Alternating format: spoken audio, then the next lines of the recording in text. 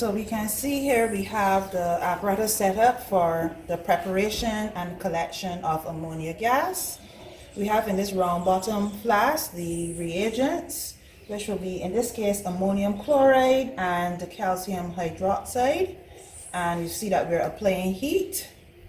Now, one of the products of this reaction is water, which will have a tendency to condense in the neck of the bottle.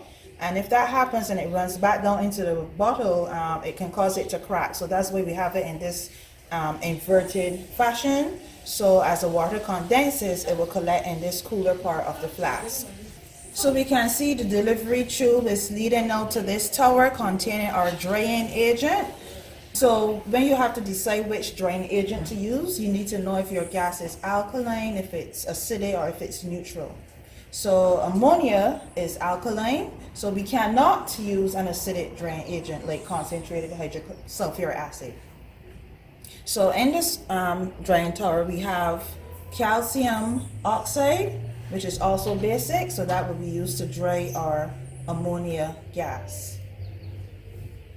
And as we look now at the method of collection, you also need to know in terms of your gas whether it is more or less dense than air, because that will determine the method of collection.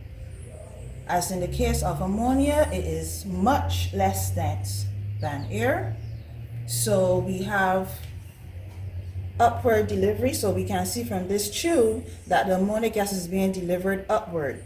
This glass tube, which will contain air before we've started, the air in here will be displaced downward because the ammonia is lighter. So it's either upward delivery or downward displacement for gases that are less dense than air. Now, how will we know if when this gas jar is full of ammonia?